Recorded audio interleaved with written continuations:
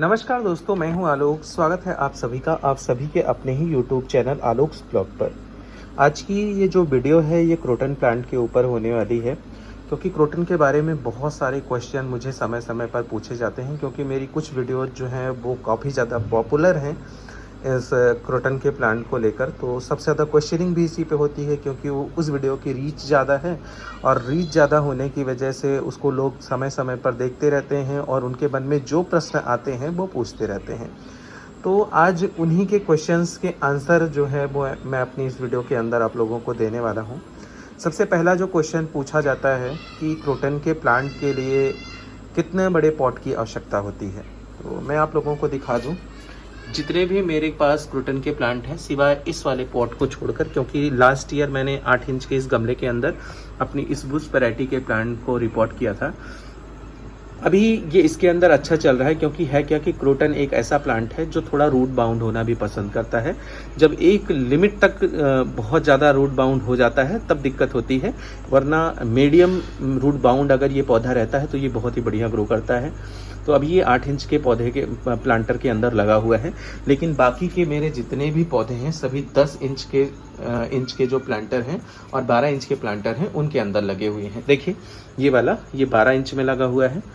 और देखिए मैं करता क्या हूँ, प्लांटर बड़ा हो छोटा हो उस चीज़ से फ़र्क नहीं पड़ता। सबसे मेन चीज़ जो आपको परेशान कर सकती है वो है आपने मिट्टी कितनी ज़्यादा भरी है प्लांट के साइज़ के अकॉर्डिंग। आपका प्लांट जितना बड़ा हो आप उसी साइज के पॉट का सिलेक्शन कीजिए। मतलब नहीं कि इसको फिर से आपको दोबारा रिपोर्ट करना पड़े, क्योंकि दोबारा रिपोर्ट करना तो चल जाएगा, लेकिन अगर आप एक ही बार में इसको बहुत ज़्यादा बड़े प्लांटर के अंदर लगा देंगे तो कुछ टाइम के बाद इसकी मिट्टी जो है वो अम्लीय हो जाएगी बहुत ज़्यादा। एक लिमिट तक वैसे तो आपका ये पौधा एसिडिक सॉइल ही पसंद करता है, लेकिन जब बहुत ज़्यादा अम्लीय हो जाएगी तो होगा क्या कि आपके प्लांट की जड़ें जो हैं वो गलना शुरू हो जाएंगी, और जड़ें जब गल जाएंगी तो आपका पौधा डेफिनेटली मर जाएगा।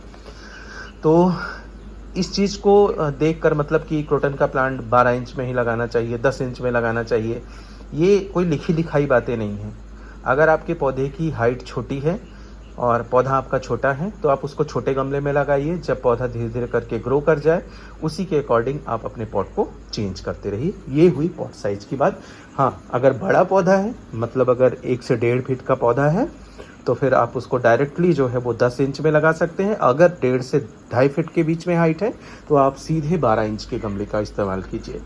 दूसरा क्वेश्चन जो सबसे ज़्यादा पूछा जाता है वो है कि मैं बार बार क्रोटन का प्लांट लेकर आता हूँ और मेरा पौधा कुछ समय के बाद मर जाता है, क्या मैं मिट्टी बनाने में कोई गलती करता हूँ? तो मैं अक्सर लोगों को जवाब भी देता हूँ जाकर वीडियो के कमेंट सेक्शन में। कभी कभार भूल जाए तो प्लीज़ जो है उसके लिए गुस्सा मत हुआ कीजिए। आप लोग फिर उसके बाद बैड रिप्लाई करना मतलब बैड कमेंट करना शुरू कर देते हैं। तो मैं आप लोगों को बता दूं कि होता क्या है कि मिट्टी जब आप इसके लिए तैयार कीजिए तो सबसे पहले इस चीज़ को देख लीजिए कि आपके यहाँ की जो मिट्टी है उसका नेचर कैसा है।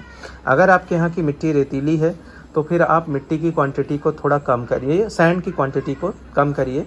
आप 40% गार्डन सॉइल, 40% कंपोस्ट और सिर्फ 20% सैंड रखिए। अगर आपके यहाँ की मिट्टी रेतीली ना होकर चिकनी मिट्टी है आपकी तो आप एक हिस्सा मिट्टी, एक हिस्सा रेत और एक हिस्सा कंपोस्ट मिला सकते हैं, जैसे मेरे यहाँ की। और अगर दोमट मिट्टी है जैसे हमारे यहाँ की जो मिट्टी है तो उसमें मैं एक हिस्सा मिट्टी, एक हिस्सा रेत, एक हिस्सा कंपोस्ट और एक हिस्सा कोकोपीट मतलब चारों की बराबर मात्रा यूज करता हूँ। तो ये नेचर पर डिपेंड करता है कि मिट्टी का नेचर कैसा है। दूसरा क्वेश्चन आता है कि क्या हम इसको गमले में लगाएंगे तो ये अच्छा चलेगा? बिल्कुल अच्छा चलेगा। मेरे सारे पौधे गमले में ही लगे हुए हैं और कई कई साल से लगे हुए हैं। तो गमले में अगर लगाएंगे तो बेशक अच्छा चलेगा, बशर्ते जो है आपको धूप का ध्यान रखना होगा, क्योंकि गमले में लगा पौधा बहुत ज़्यादा धूप को बियर नहीं कर पाता है। इसको ऐसी जगह पर आपको प्लेस करके रखना है जहाँ पर इसको सुबह की धूप मिल जाए और पौधा पूरे दिन शेड में रहे, या फिर ऐसी जगह पर रखना है जहाँ पर पूरे दिन की अच्छी ब्राइट लाइट मिले, ना ही बहुत ज़्यादा शेडी एरिया और ना ही बहुत ज़्यादा सनलाइट में रखना है। अगला क्वेश्चन जो मैंने एक वीडियो बनाई थी उसमें लेमन वाटर मैंने यूज किया था अपने क्रोटन के प्लांट के ऊपर, और उसका बहुत ही बढ़िया रिजल्ट भी होता है वास्तव में। तो कभी कभार होता क्या है, हमारी मिट्टी का जो पीएच लेवल है वो एसिडिक ना होकर ज़्यादा बेसिक हो जाता है। तो ऐसे में भी क्रोटन के प्लांट बहुत जल्दी मरने लगते हैं। तो करना क्या है आपको, आप एक नींबू जो है उसको काटिए, उसका सारा रस निकालिए। उसके छिलके को आप आधा लीटर पानी के अंदर भिगोकर 48 घंटे के लिए रखिए और उसी पानी को आप अपनी मिट्टी में डाल दीजिए। आपको बहुत ही कमाल का रिजल्ट देखने को मिलेगा। और हाँ, अगर आप नींबू नहीं यूज कर सकते, एक क्वेश्चन आया था कि क्या हम नींबू के जगह पे एप्पल विनेगर का यूज कर सकते हैं, तो बिल्कुल कर सकते हैं। आप 4 बूंद एप्पल विनेगर एक गिलास पानी के अंदर डालिए और सीधे मिट्टी में डाल दीजिए। इतना ज़्यादा मत डालिए कि ड्रेनेज होल से बाहर चला जाए, उतना डालिए कि मिट्टी आपकी एब्जॉर्ब कर ले। अब अगला क्वेश्चन जो सबसे ज़्यादा पूछा जाता है, क्योंकि मैंने एक वीडियो बनाई थी, उसमें मैंने अपने क्रोटन के प्लांट को रिपोर्ट करते समय इसकी मिट्टी को पूरी तरीके से धुल दिया था, तो उसके बाद भी मेरा प्लांट सर्वाइव कर गया। लेकिन बहुत सारे लोगों ने उस वीडियो को देखने के बाद गलती की और उन्होंने अपने प्लांट की रूट बॉल को पूरा ओपन किया, खूब अच्छे से धुलकर रिपोर्ट किया और पौधा कुछ दिन के बाद मर गया।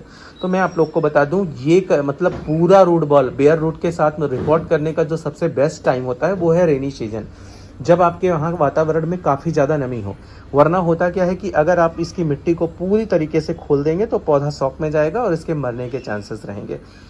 सबसे बेस्ट तरीका क्या है, ये ज़्यादातर क्रोटन के प्लांट चिकनी मिट्टी या रेड मिट्टी के अंदर लगे हुए मिलेंगे। ये हमारी सबसे बड़ी बदनसीबी होती है कि जब भी हम नर्सरी जाते हैं, हमें ये पौधा ऐसी मिट्टी के अंदर लगकर मिलता है कि कुछ दिन के बाद रिपोर्ट करने पे ये उसी रूट बॉल में जकड़ा रह जाता है इसकी जड़ें, और कुछ दिन के बाद पौधा वो रूट रॉट होकर मर जाता है। तो करना क्या है आपको, जब आप घर लेकर आइए इस पौधे को, तो इसकी मिट्टी को आप लगभग 60% तक रिमूव कर दीजिए।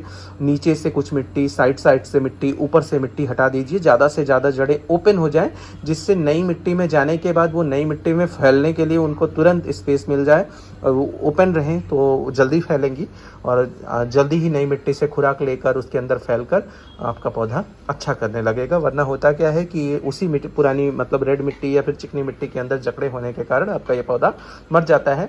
और अगर आप पूरी तरीके से मिट्टी को हटाना चाहते हैं तो आप देख लीजिए, जब आपके यहाँ बारिश हो रही हो या फिर वातावरण में अच्छी नमी हो, तब आप ऐसा कीजिए। तो ये सारे क्वेश्चन बहुत ज़्यादा पूछे गए थे, इस वजह से मुझे लगा कि एक एक करके मतलब अलग अलग सबको रिप्लाई करना बहुत आसान नहीं है। अलग एक वीडियो पूरी बना देते हैं। तो इन 4 क्वेश्चंस को लेकर सबसे ज़्यादा मतलब जो डाउट्स थे लोगों के बन रहे थे। इस वीडियो को यहीं पर एंड करते हैं। मिलते हैं आप लोगों से किसी नई वीडियो में, तब तक के लिए bye bye and take care.